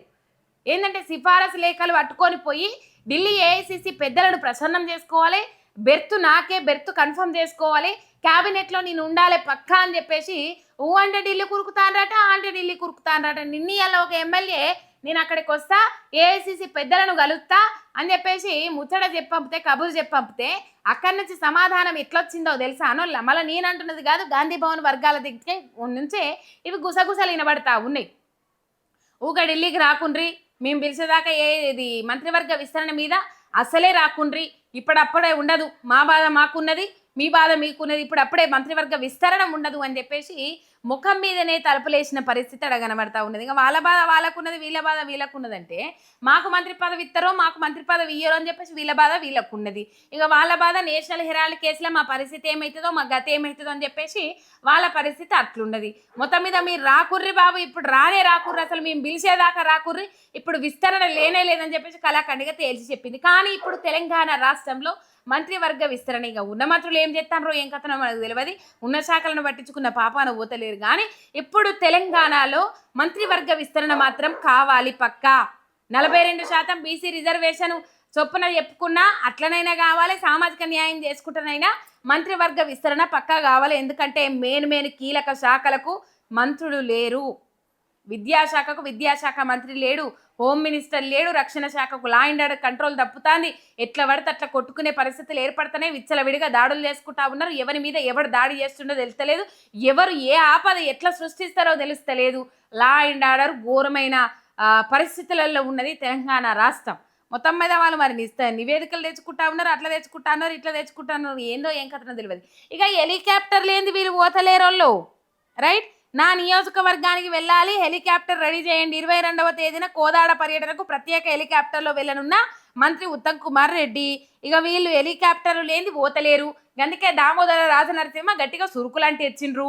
అయినప్పటికీ కూడా వీళ్ళు హెలికాప్టరు వాడు మాంతలేరు. ఏమనంటే ఖమ్మం మంత్రులు, ఏమనంటే నల్గొండ మంత్రులలో కోమటిరెడ్డి వెంకటరెడ్డి తక్కువ, ఉత్తమ్ కుమార్ రెడ్డి ఎక్కువ. మరి ఏమనుకుంటుర్రో ఏమో, వాళ్ళు ఏం ఫీల్ అవుతున్నారో తెలియదు. ఈ పర్యటనలకు పోవడానికి కింద కాన్వాయిలు ఉన్నాయి, వాళ్ళకు సపరేట్ కాన్వాయ్ ఉంటుంది, మంత్రులకు కాన్వాయ్ ఉంటుంది, పోయేటందుకు ట్రాఫిక్ రూల్స్ ఉంటాయి. మరి ఇవన్నిటిని కాదని ఎందుకు పక్షులకు రెక్కలు కట్టుకొని మేము ఎగిరిపోతే ఎంత బాగుంటుందో అన్నట్లు ఎందుకు హెలికాప్టర్లు? ఇలా కోదాడలో ఏమైంది సార్వారు, ఉత్తమ్ కుమార్ రెడ్డి సార్వారు ఎందుకు కోదాడ అంత ఆగమేఘాల మీద పర్యటనకు ఎందుకు పోవాలి? ఇప్పుడు మొత్తం మీద కోదాడ పర్యటనకు ప్రత్యేక హెలికాప్టర్లో పోతాడట. మీ హెలికాప్టర్ రోల్లి సల్లగుండా ఊరోనికి ఊరాపత అయితే ఊసుగన్ల ఆయనకు దోమలాపత అన్నట్లు మొత్తం మీద హెలికాప్టరు అనే రాష్ట్రంలో ఏడేసిన గొంగడి గానే ఉన్నది. ఈ రూపాయి మిగులుతే దేనికన్నా అక్కర పడుతుందన్న ఆలోచన లేకనే పాయ. అవు సారు, మీరు పేదోళ్ళు ఉన్నప్పుడు గిట్లనే విచ్చలవిడిగా ఖర్చు పెట్టిండ్రా? చెప్పాలి. 10 రూపాయలు ఉంటే 10 రూపాయలలో 5 రూపాయలు ఖర్చు పెట్టుకొని 5 రూపాయలు దాచిపెట్టుకున్నారా లేదా? మరి ఇలా మనది సొమ్ముగానే కాదు, మనకు అవసరమే లేదు అన్నట్లు ఎందుకు విచ్చలవిడిగా ఖర్చు పెట్టుకుంటే తెలంగాణ ప్రజల మీద భారం మోపుతా ఉన్నారు. ఇలా పొంగులేటి శ్రీనివాసరెడ్డి కూడా హెలికాప్టర్లో వేయిండు. ఏడికి వేయిండు? మొత్తం మీద నాగర్ కర్నూలులో భూభారతి రెవెన్యూ సదస్సులో పాల్గొనేందుకు హెలికాప్టర్లో పోయిండు మంత్రి పొంగిలేటి శ్రీనివాసరెడ్డి. ఇక పొంగనే ఏమైంది? అది ఉట్టిగానే ఊకుంటుందా? ఫ్యాన్ గిర్రా గిర్రా గిర్రా తిరుగుతుంది కదా హెలికాప్టర్ మీద. అయితే ఏదో చిన్న నిప్పురవ్వ ఉన్నదట. ఆ నిప్పురవ్వ ఏం చేసింది? సిలికి గాలివాన అయినట్లు మొత్తం మీద అగ్నికి ఆజ్యం పోసుడు అని అంటారు కదా, అగ్గికి ఆజ్యం పోసుడు అన్నట్లు అగ్గికి గాలి ఇసరంగానే ఏమైంది? ఆ మంట పెద్దగా అయింది. ఇక అలర్ట్ అయిన అగ్నిమాపక సిబ్బంది ఆ మంటలు ఆర్పే ప్రయత్నం చేసిండ్రు. మొత్తం మీద ఇది హెలికాప్టర్ ల్యాండ్ అయిన సమయంలో చిన్న నిప్పు రాజుకొని హెలికాప్టర్ గాలికి చెలరేగిన మంటలు అప్రమత్తమైన అగ్నిమాపక సిబ్బంది అని చెప్పేసి, రైట్. ఇక రేవంత్ రెడ్డి సార్ను చూస్తే ఇలా గమ్మత్ అనిపించింది వాళ్ళు. ఎందుకు గమ్మత్ అనిపించిందంటే ఒక్కసారి మన సార్ వారు మాట్లాడిన మాటలు మీరు వినుండ్రి. క్షమిస్తదా? ఈరోజు మీ టోక్యో నగరం పొల్యూషన్ ఫ్రీ సిటీ. మన దగ్గర పొల్యూషన్ తోని ఢిల్లీలో పార్లమెంట్ లో స్కూల్లో గవర్నమెంట్ ఆఫీసులు అన్ని మూసేసి నెక్స్ట్ హైదరాబాద్ కూడా ఇట్లనే చేస్తావు సార్. తర్వాత కేవలం కాలుష్యం వల్ల ఢిల్లీ నగరమే స్తంభించే పరిస్థితి ఉంటే మనం గుణపాఠం నేర్చుకోవాల్సిన అవసరం లేదా? హైదరాబాద్ నగరాన్ని కూడా మనం అట్లనే కాలుష్యమైన నగరంగా మనం అట్లే వదిలేద్దామా?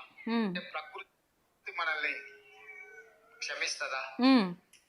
ఈరోజు మీ టోక్యో నగరం పొల్యూషన్ ఫ్రీ సిటీ. టోక్యో నగరము పొల్యూషన్ ఫ్రీ సిటీ. ఇలా మనము ఆగం చేస్తే ప్రకృతి మనల్ని క్షమిస్తుందా? ప్రకృతి మనల్ని కనికరిస్తుందా అని చెప్పేసి జపాన్ టూర్ పోయిన కాడ మాట్లాడుతాండ్రు ముఖ్యమంత్రి రేవంత్ రెడ్డి. మళ్ళీ ఇది కాంగ్రెస్ నుంచే బయటకు వచ్చిన వీడియో. చాలా మంది ఈ మధ్య కాలంలో అదేంటంటే అక్కడ ఏం మాట్లాడుతున్నారు ఏం కథ అనే ముచ్చట్లు బయటకు రాకుండా మ్యూట్ వీడియోలు పెడతా ఉన్నారు. ఇదొక్కటి మాత్రము బయటకు వచ్చింది. మరి ఇది ఎట్లా బయటకు ఇడిచిండ్రు, ఏ సందర్భాన బయటకు ఇడిచిండ్రో తెలియదు.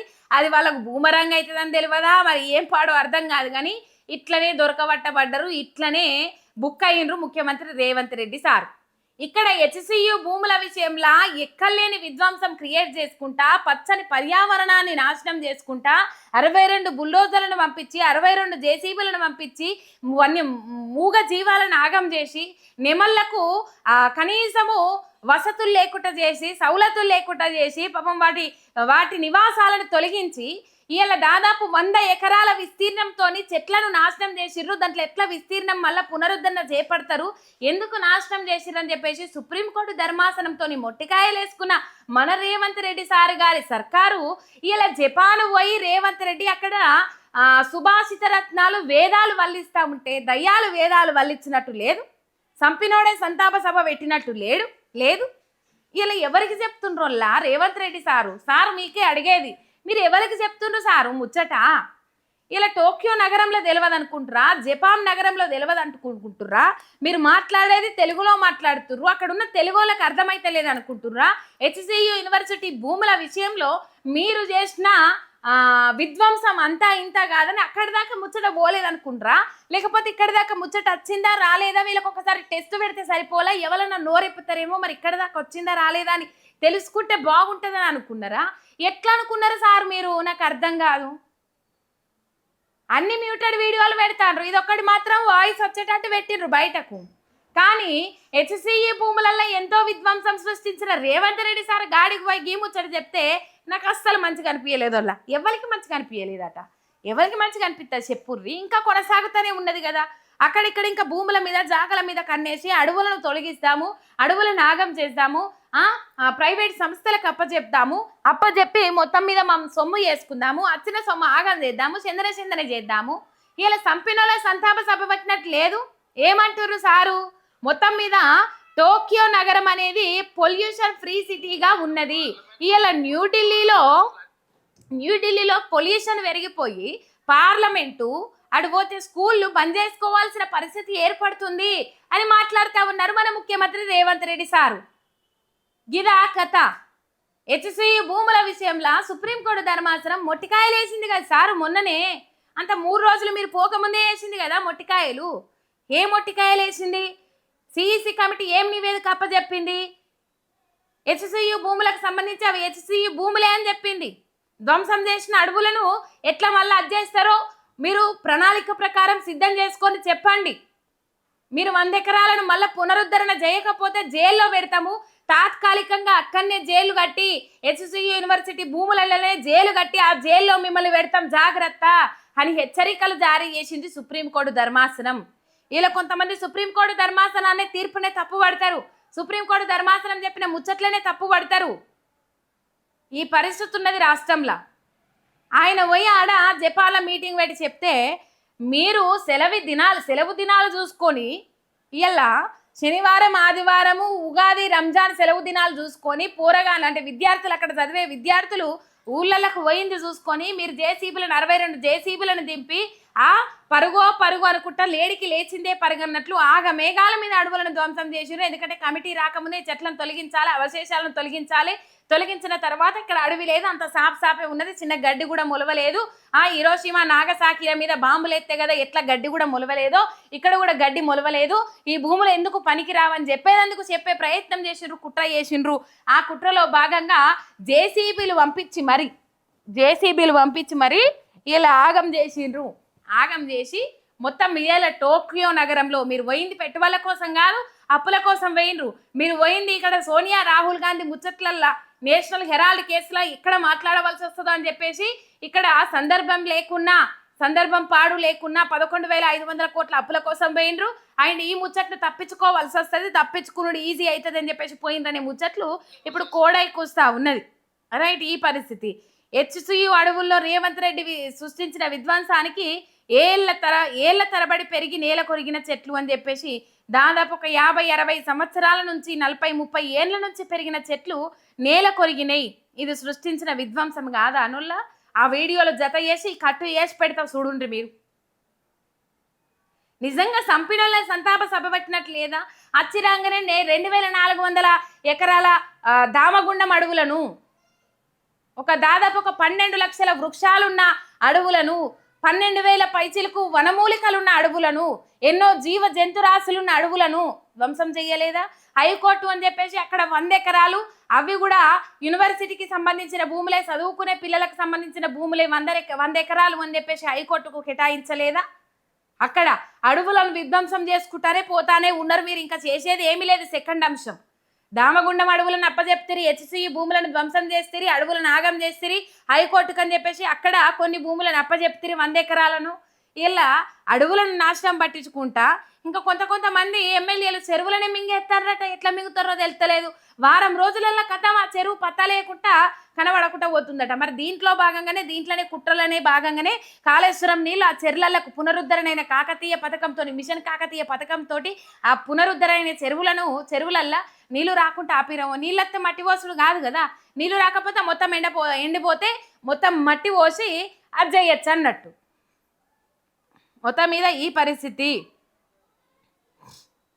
ఇంకా ఇంకోసారి యాక్సిడెంట్కి గురైండు తమిళ హీరో అజిత్. బెల్జియంలో సర్క్యూట్ డీస్పా ఫ్రోంకోర్చాపుమ్స్ ఈ పేరు గమ్మతుడే. రేసులో కారు ప్రమాదం.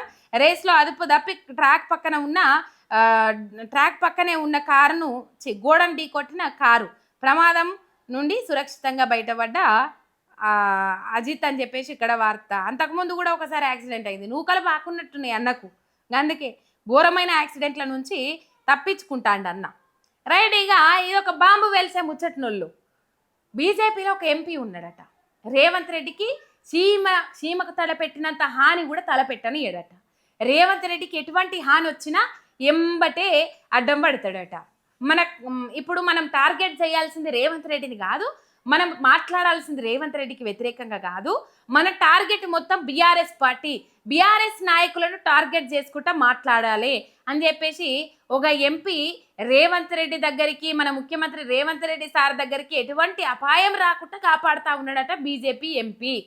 బండిల పెట్రోల్ బీజేపీది, కానీ పనిచేసుడు మాత్రము కాంగ్రెస్ నాయకుని కోసము, రేవంత్ రెడ్డి కోసము, కాంగ్రెస్ పార్టీ కోసము.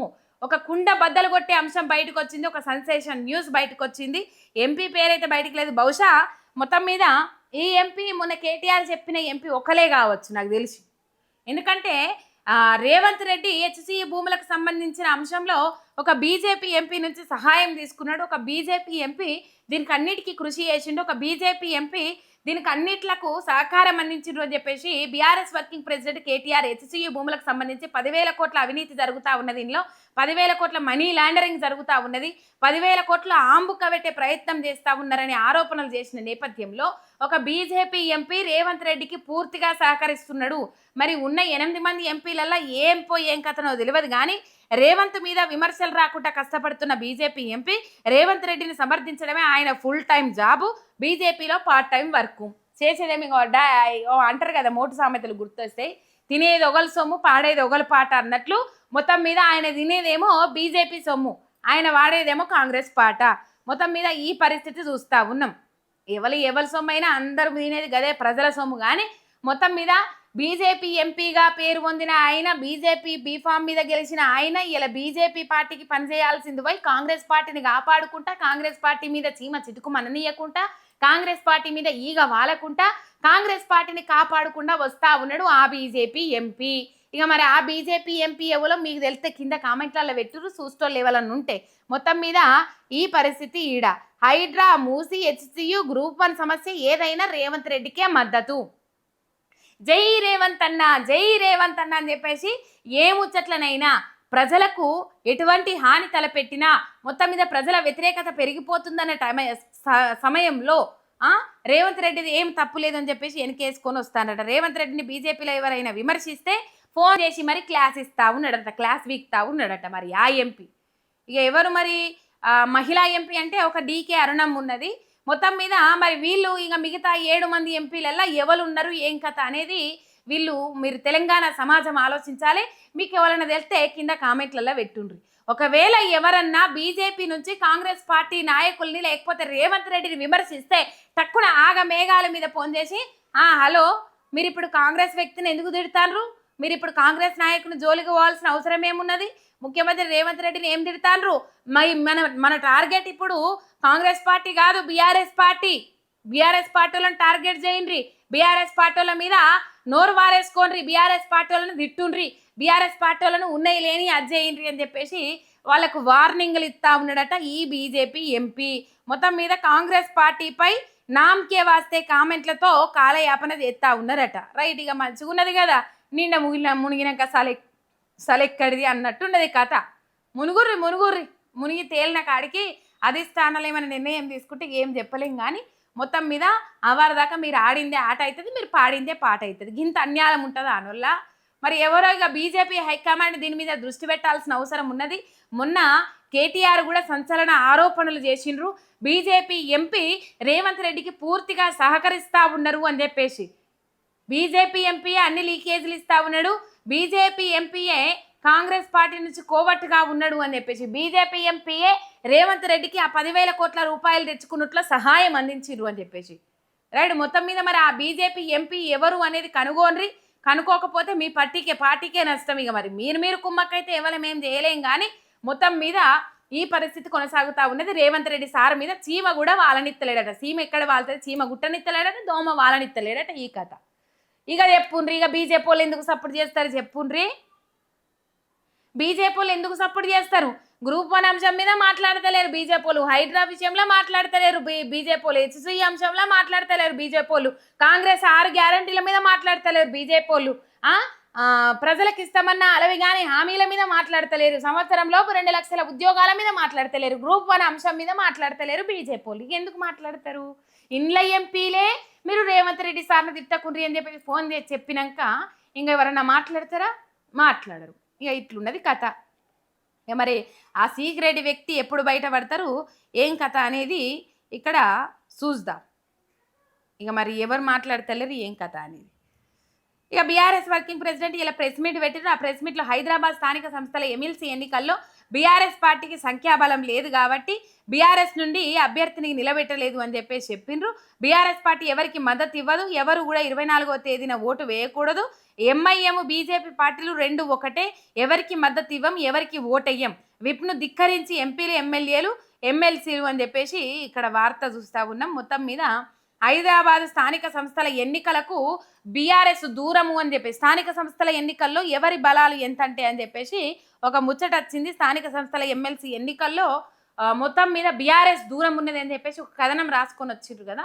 ఆ కథనానికి ఇలా బీఆర్ఎస్ వర్కింగ్ ప్రెసిడెంట్ కేటీఆర్ సమాధానం ఇచ్చిర్రు. ఇదే సమాధానం. ఇక సరిగ్గా బలం లేదు కాబట్టి మొత్తం మీద అక్కడ దూరంగా ఉంటున్నాం, ఎవరికి మద్దతు ఇయ్యం. బీజేపీ ఇప్పుడు కాంగ్రెస్ కూడా దూరం ఉన్నది. కానీ గత 15 రోజుల కిందనే ఈ వార్త వచ్చింది. ఏం రాసుకొచ్చిండ్రు? బీఆర్ఎస్ దూరంగా ఉంటుంది అని హైలైట్ చేసి రాసుకొచ్చిండ్రు. కానీ అదే క్రమంలో కాంగ్రెస్ కూడా దూరంగా ఉంటుందని రాసుకురాలేకపోయారు. ఇది అనుంగ మీడియాలో వచ్చింది, అనుబంధ సంస్థలలోనే వచ్చింది. మొత్తం మీద మరి ఇలా కాంగ్రెస్ ఎందుకు దూరంగా ఉందో సమాధానం చెప్పాలి. బీఆర్ఎస్ ఎందుకు దూరంగా ఉంటుంది, ఎవరికి మద్దతు ఇవ్వట్లేదని చెప్పేసి బీఆర్ఎస్ వర్కింగ్ ప్రెసిడెంట్ కేటీఆర్ చెప్పిండ్రు. ఇలా మరి కాంగ్రెస్ వాళ్ళు ఏం సమాధానం చెప్తారో చెప్పాలి. ఈ స్థానిక సంస్థల ఎమ్మెల్సీ ఎన్నికల సందర్భంలో మీరు ఎవరు ఓటేయద్దు, ఎవరు పోవద్దు, మొత్తం మీద బీజేపీ ఎంఐఎం ఒక్కటే, మేము ఎవరికి మద్దతు ఇవ్వమని చెప్పేసి కుండ బద్దలు కొట్టిండ్రు BRS working president KTR. Right, ఈ వార్త.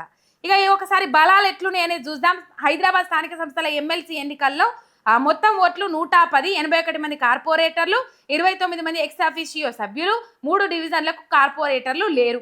ఎంఐఎం పార్టీ బలం 49, ఒక ఎంపీ, 7 ఎమ్మెల్యేలు, ఒక ఎమ్మెల్సీ, 40 మంది కార్పొరేటర్లు. బీఆర్ఎస్ పార్టీ బలము 25, 3 రాజ్యసభ ఎంపీలు, 2 ఎమ్మెల్సీలు, 5 ఎమ్మెల్యేలు, 15 మంది కార్పొరేటర్లు అని చెప్పేసి. ఇక బీజేపీ పార్టీ బలం 19, ఒక ఎంపీ, ఒక ఎమ్మెల్సీ, 19 మంది కార్పొరేటర్లు. కాంగ్రెస్ పార్టీ బలం 19, ఒక రాజ్యసభ ఎంపీ, 4 ఎమ్మెల్సీలు, 2 ఎమ్మెల్యేలు, 7 కార్పొరేటర్లు. ఎంఐఎం పార్టీ 49 ఓట్లతో బలంగా ఉండడం, పరోక్షంగా కాంగ్రెస్ పార్టీ మద్దతు ఇస్తుండడంతో ఎంఐఎం పార్టీ విజయం దాదాపు ఖాయంగా కనిపిస్తుంది. అందుకనే దూరంగా ఉన్నామని చెప్పేసి బీఆర్ఎస్ వర్కింగ్ ప్రెసిడెంట్ కేటీఆర్ చెప్పారు. బీజేపీ ఎంఐఎం ఒకటే, ఆల్రెడీ ఎంఐఎంకు కాంగ్రెస్ మద్దతు ఉన్నది కాబట్టి ఇవి కూడా అటే పోతాయి. కాబట్టి 49 స్థానాలు బలంగా ఉన్న ఎంఐఎం పార్టీ ఇక్కడ ఆల్రెడీ విజయం సాధిస్తుంది అని అక్కడ ఒక వార్త బయటకు వచ్చేసింది. అందుకని దూరంగా ఉన్నారు, బలం లేదు కాబట్టి దూరంగా ఉన్నారు. ఇక స్మితా సబర్వాల్ ట్వీట్ ఒకటి వైరల్ అవుతా ఉన్నది సోషల్ మీడియా వేదికగా. మొత్తం మీద స్మితా సబర్వాల్ ఒక ట్వీట్ చేసింది కదా మొన్న. ఏం ట్వీట్ చేసింది? హాయ్ హైదరాబాద్ నుంచి ఒక కార్టూన్ ఫోటో హెచ్సి భూములకు సంబంధించిన కార్టూన్ ఫోటో విడుదలైతే ఆ ఫోటోను రీట్వీట్ చేసిన దానికి రీపోస్ట్ చేసిన దానికి ఇప్పుడు మన కాంగ్రెస్ గవర్నమెంట్ పోలీసులతోని నోటీసులు పంపించింది. స్మితా సబర్వాల్ మేడం నోటీసులు పంపించిన తర్వాత ఆమె ఇలా స్పందించి ఒక ట్వీట్ చేసిండ్రు. ఏం ట్వీట్ చేసిండ్రంటే, ఇలా నేను రీపోస్ట్ చేసిన దాన్ని, అంటే దాదాపు నేను ఏ పేజీ నుంచి అయితే రీపోస్ట్ చేసినో ఆ రీపోస్ట్ చేసిన పేజీ నుంచే దాదాపు ఒక 2000 రీపోస్ట్లు అయినాయి. ఆ 2000 మంది మీద చర్యలు తీసుకుంటుర్రా, లేకపోతే నా ఒక్కదాని మీదనే చర్యలు తీసుకుంటుర్రా, ఇది తెలవాల్సిన అవసరం ఉన్నది, నాకు వివరణ కావాలి అని చెప్పేసి స్మితా సబర్వాల్ ట్వీట్ చేసిండ్రు. అసలు మీరు ఎన్ని నోటీసులు ఇచ్చినా ఏమి ఇచ్చినా తగ్గేదేలే అంటారు, బెదిరించినా భయపడేదేలే అంటారు స్మితా సబర్వాల్ టార్గెట్గా ఎన్నో రాజకీయాలు నడిచినాయి. ఈ 16 నెలల పొద్దులనే ఎన్నో రాజకీయాలు నడిచినాయి. ఆ రాజకీయాలు అంతా ఇంత కాదు, లేని కారుకు కిరాయి తీసుకుంటుందని చెప్పేసి అనుబంధ సంస్థల్లో వార్తలు కూడా రాపించుకొచ్చిండ్రు.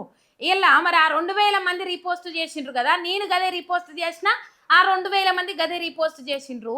మరి ఆ 2000 మంది మీద చర్యలు తీసుకుంటుండ్రా లేదా, ఒక నా మీదనే చర్యలు తీసుకుంటుండ్రా, నా మీదనే కక్ష సాధింపా, ఎందుకు నా మీద అంత కక్ష సాధింపు, దీనికి వివరణ కావాలని చెప్పేసి స్మితా సబర్వాల్ వివరణ కోరిండ్రు. మరి ఏం సమాధానం చెప్తుంది సర్కారు చూడాలి. వాళ్ళ ప్రభుత్వంలో మన ప్రభుత్వంలో పనిచేసే ఆమెకు, వాళ్ళ ప్రభుత్వంలో పనిచేసే ఆమెకి అధికారికే మీరు ఇలా పోలీసులతో నోటీసులు ఇప్పించారంటే ఏంది కథ అన్నట్లు ఇక్కడ కనబడతలేదు. కక్షపూరితమైన రాజకీయాలు అని చెప్పేసి, అంటే మీ ప్రభుత్వంలో పనిచేస్తే ట్వీట్ చేసేది కాకుండానా, అంటే మీ ప్రభుత్వం హయాంలో పనిచేస్తున్నప్పుడు ట్వీట్ చేసేది కాకుండా, రీపోస్ట్ చేసేది కాకుండా, అంటే హెచ్సి భూముల మీద ప్రేమ ఉన్నా కూడా, హెచ్సి అడవుల మీద పర్యావరణం మీద ప్రేమ ఉన్నా కూడా ఆ కార్టూన్ పోస్ట్ చేసేది కాకుండానా, ఇక రేపు కార్టూన్ వేసేటోళ్ళ మీద కూడా కేసులు పెడతారేమో అని చెప్పేసి ఏదో అను అని ఏమో పేరున్నది ఆమె చెప్పిండ్రు మొత్తం మీద. ఇది ఇక ఏ ఉద్దేశంతో రీట్వీట్ చేసిందో ఆమెకే తెలియాలి. ఆమె తొందరపాటు తప్ప ఏమీ లేదు. గతంలో కూడా ఆమె లేని కారుకు రెంట్ తీసుకుంటే యూనివర్సిటీ నుండి నోటీసులు కూడా వచ్చినాయి. ఆమెనే అడగండి అసలు ఎందుకు రీట్వీట్ చేశారు అని. కిషన్ రెడ్డి లాంటి కేంద్ర మంత్రి తెలియక రీట్వీట్ చేసి అది తప్పు అని చెప్పేసి తెలియంగానే డిలీట్ చేసిండ్రు. ఇది ఒప్పు అంటే కిషన్ రెడ్డి ఏనుగులు లేవు కాబట్టి డిలీట్ చేసుకున్నాడు. ఇది రైటే కదా, జింకలు ఆవాసాలు కోల్పోయింది రైటే కదా, నెమళ్ళు వాళ్ళ ఆవాసాలు పాపం వాళ్ళకు చెట్లను కోల్పోయింది వాస్తవమే కదా, అందుకని ఆమె డిలీట్ చేయలేదు, అట్లనే ఉంచింది వాస్తవం కాబట్టి. ఏది వాస్తవం ఏది అవాస్తవం అనేది సుప్రీంకోర్టు ధర్మాసనం కుండబద్దలు కొట్టింది కదా. ఇక దీని మీద పిసిసి అధ్యక్షుడు మహేష్ కుమార్ గౌడ్ మాట్లాడు, ఇంకొకరు మాట్లాడు, ఇంకో కథ చెప్పుడు, ఇంకో లెక్క చెప్పుడు, దాన్ని ఇష్టారీతిన సోషల్ మీడియాలో షేర్ చేసుడు, ఇక ఈ కథ ఎంత నడుస్తూ ఉన్నది. మొత్తం మీద స్మితా సబర్వాల్ ట్వీట్ చేశారు. మరి ఈ ట్వీట్కు అధికారులు ఏం సమాధానం చెప్తారు, పోలీస్ అధికారులు ఎటువంటి వివరణ ఇవ్వనున్నారు అనేది మనం రేపు చూద్దాం. రైట్, ఈ ఒక్క ట్వీట్తోనే ఆగేటట్లేదు ఈ కథ, ఇంకా ముంగడికి పోయేటట్టున్నది.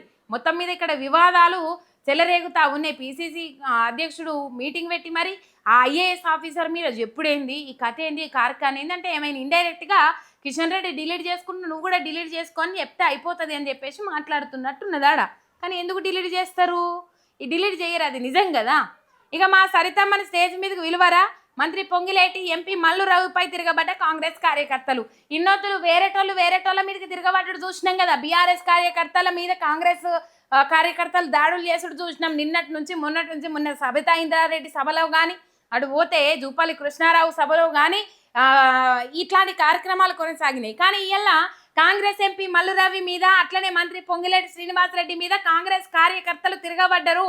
మా సరితమ్మను సరితా తిరుపతయ్యను స్టేజ్ మీదకి రానియరా, ఎంత ధైర్యం మీకు అని చెప్పేసి ఎంపీ మల్లు రవి పొంగిలేటి శ్రీనివాసరెడ్డి మీదకి తిరగబడ్డరు కాంగ్రెస్ కార్యకర్తలు. ఒక్కసారి గమ్మున లేచిండ్రు, ఏకదమ్మున. ఎందుకు లేచిండ్రు, బండ్ల కృష్ణమోహన్ రెడ్డి ఉన్నాడు. బండ్ల కృష్ణమోహన్ రెడ్డి గద్వాల నియోజకవర్గం మనకు తెలుసు. ఈయన రాకను తీవ్రంగా వ్యతిరేకించింది సరితా తిరుపతయ్య. సరితక్క మొత్తం మీద తీవ్రంగా వ్యతిరేకించింది. ఆ పార్టీ నుంచి ఆయనకే ప్రియారిటీ ఇస్తారు, నాకెక్కడ ఇస్తారు, ఏం కథ అని చెప్పేసి ఆవేదన వ్యక్తం చేసింది, ఏడిసిన సందర్భాలు ఉన్నాయి. ఇక ఏది మొత్తం మీద ఈ కార్యక్రమం ఏంటంటే, కాంగ్రెస్ ఎమ్మెల్యే బండ్ల కృష్ణమోహన్ రెడ్డి మాట్లాడుతుండగా అడ్డుపడ్డ సరితా తిరుపతయ్య వర్గం, బుజ్జగించడానికి ప్రయత్నించిన కాంగ్రెస్ ఎంపీ మల్లు రవిపై తిరగబడ్డ సరిత వర్గం, కాంగ్రెస్ కార్యకర్తలను చితకబాది తోసేసిన పోలీసులు. అయిపోయి ఇక కాంగ్రెస్ కార్యకర్తలు అన్నలు తమ్ముళ్ళు ఇక ఏమన్నా ఉంటే చూడుండ్రి. ఇలా సరితా తిరుపతయ్యది కాంగ్రెసే, బండ్ల కృష్ణమోహన్ రెడ్డిది కాంగ్రెస్ బీఆర్ఎస్ నుంచి గెలిచి అటు పోయిండు. ఇక ఆయన ఏడబోయిండో తెలియదు, ఏం కథనో తెలియదు. ఇప్పుడు గద్వాల నియోజకవర్గం ప్రజలను మీ ఎమ్మెల్యే ఏ పార్టీ అని అడిగితే ఏమో అని తెల్లమొకాలు వేసుకోవాల్సిన పరిస్థితి ఏర్పడ్డదట. అవసరం సందర్భం వచ్చినప్పుడేమో నాది కాంగ్రెస్ పార్టీయే, అవసరము సందర్భం లేనప్పుడేమో తూచ్ నేను కాంగ్రెస్ పార్టీ మా ఎప్పుడు మారినా అది దేవుని కండువా కప్పిండు నాకు అని చెప్పేసి ఇట్లా ముచ్చట్లు మాట్లాడతారు కదా. ఇక సరితా తిరుపతయ్య వర్గము గయ్యన లేచింది. ఎందుకు గయ్యన లేచింది? బండ్ల కృష్ణమోహన్ రెడ్డి మాట్లాడేటప్పుడు. ఈ కార్యక్రమానికి పొంగిరెడ్డి శ్రీనివాసరెడ్డి వచ్చిండు, కాంగ్రెస్ ఎంపీ మల్లు రవి వచ్చిండ్రు. ఇక వాళ్ళ మీద వాళ్ళను కార్యకర్తలను వారించే ప్రయత్నం చేయంగా కాంగ్రెస్ కార్యకర్తలు ఈ సరితా తిరుపతయ్య వర్గం ఎవరైతే ఉంటారో, ఇప్పుడు కొత్త కాంగ్రెస్ పాత కాంగ్రెస్ అన్నట్లు ఈ 10 మంది ఎమ్మెల్యేలు మారినాక కొత్త కాంగ్రెస్ పాత కాంగ్రెస్ 10 మంది ఎమ్మెల్యేల నియోజకవర్గాలలో ఇదే పరిస్థితి. కొత్త కాంగ్రెస్ అంటే ఇప్పుడు అది బీఆర్ఎస్ పార్టీ నుంచి కాంగ్రెస్ పార్టీలోకి పోయినోళ్ళు, పాత కాంగ్రెస్ అంటే ఎప్పటి నుంచో కాంగ్రెస్ పార్టీతోనే ఉన్నోళ్ళు. అట్లా రెండు వర్గాలుగా చీలిపోయింది. ఏ నియోజకవర్గంలోనైనా 10 నియోజకవర్గాలుంటే 10 నియోజకవర్గాలలో ఎమ్మెల్యేలు ఎవరైతే మారిండ్రో ఆ 10 నియోజకవర్గాలలో 2 వర్గాలుగా చీలిపోయింది కాంగ్రెస్ పార్టీ. ఇంకా బుడ్డరకాన్ బ్యాచ్లు ఉంటే అది 3వ వర్గం కిందికి అయిపోతుంది. కానీ మొత్తం మీద ఇట్లా 2 వర్గాలుగా చీలిపోయినరు.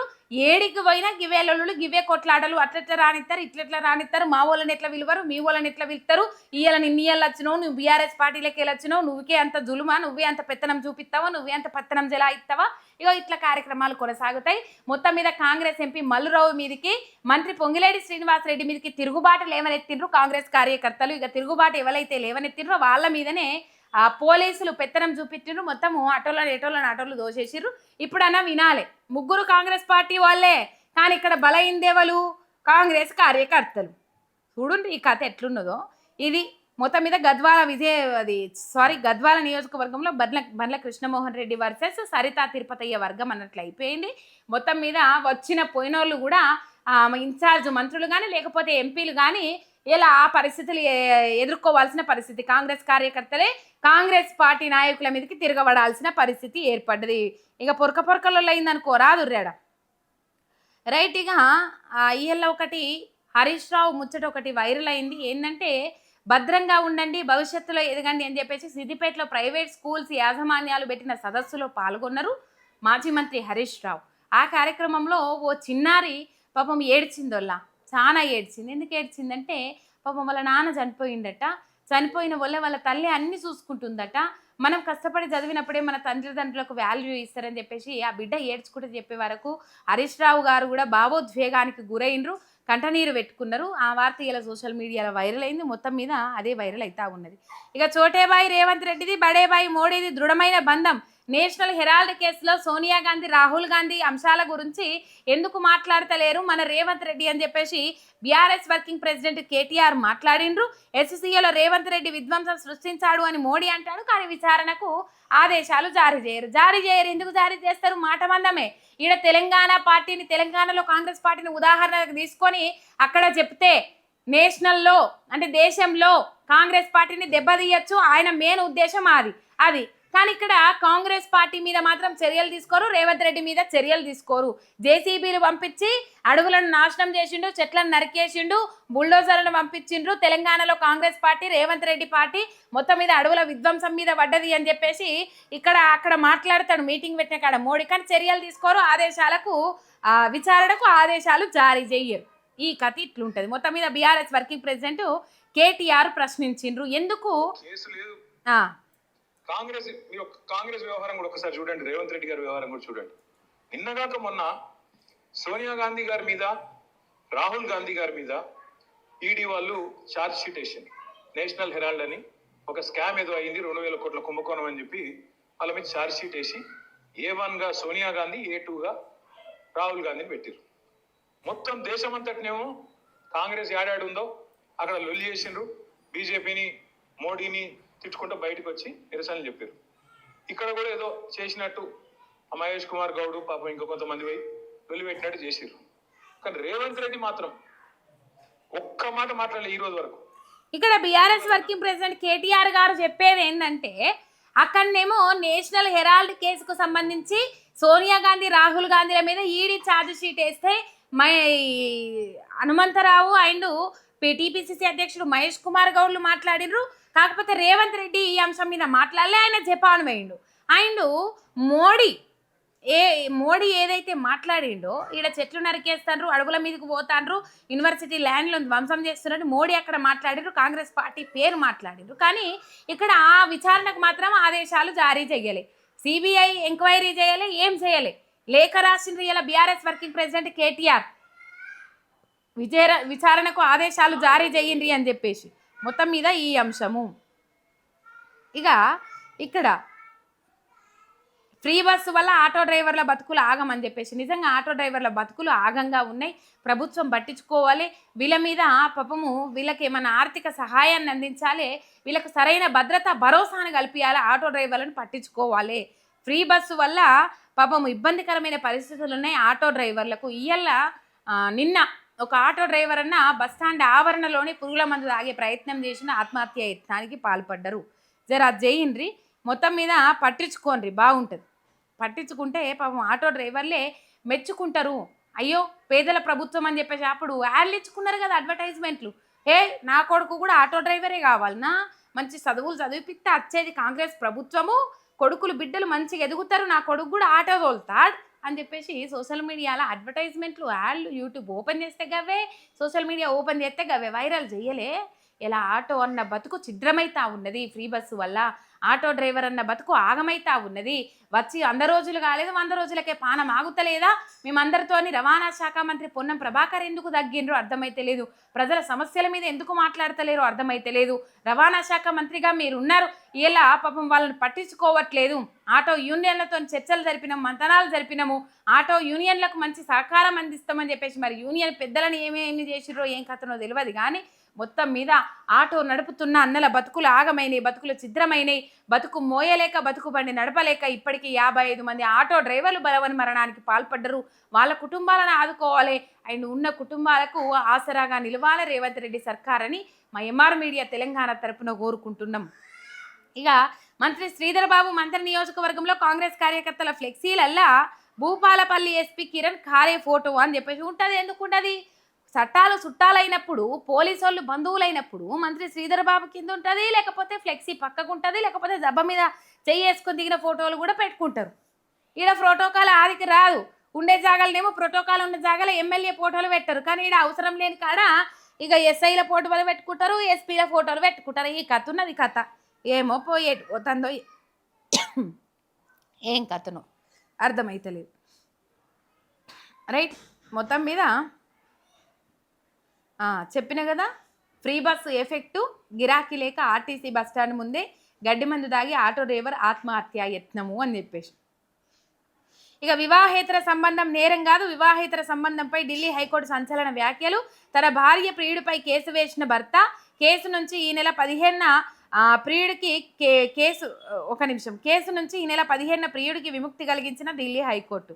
వివాహేతర సంబంధం నేరమంటూ ఐపీసీ 497వ సెక్షన్ ఇచ్చిన రాజ్యాంగబద్ధం కాదని సుప్రీంకోర్టు గతంలో ఇచ్చిన తీర్పుని ఈ సందర్భంగా గుర్తు చేసిన ఢిల్లీ హైకోర్టు న్యాయమూర్తి జస్టిస్ నీనా బన్సల్ కృష్ణ, వివాహేతర సంబంధం నైతికతకు సంబంధించిన అంశమని, దాన్ని నేరంగా చూడకూడదని సుప్రీంకోర్టు వ్యాఖ్యానించడాన్ని ఆమె గుర్తు చేసిండ్రు.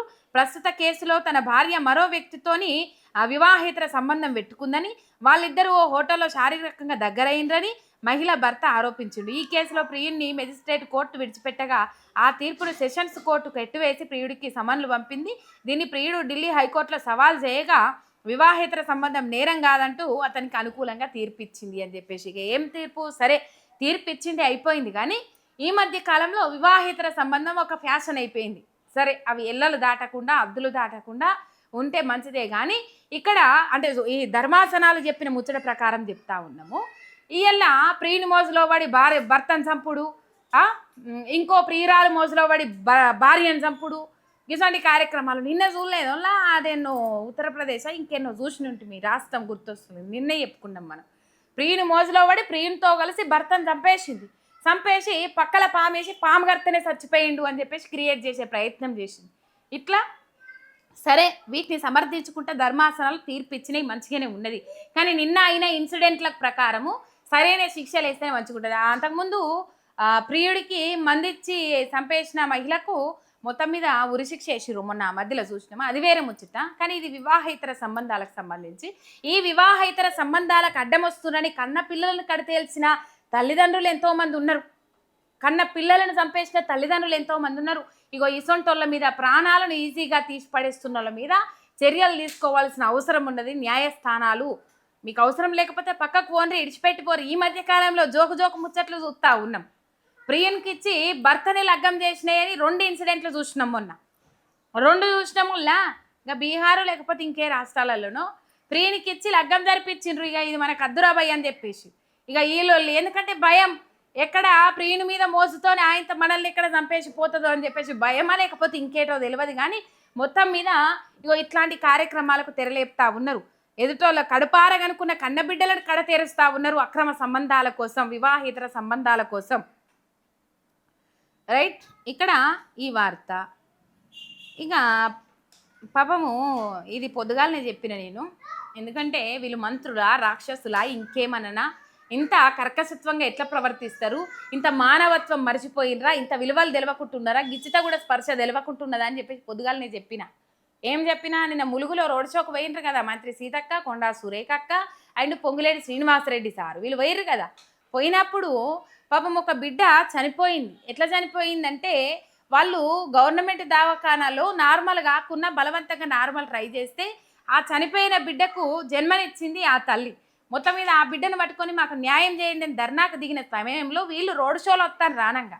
ఆ బిడ్డను పైకెత్తి 2 చేతులెత్తి చూపెట్టినా కూడా ఇంత మానవత్వం లేకుండా, ఆలోచించకుండా, ఏమైందని మందలియకుండా పాపం లాగి అవతల వాడేసిండ్రు ఆ కుటుంబ సభ్యులను.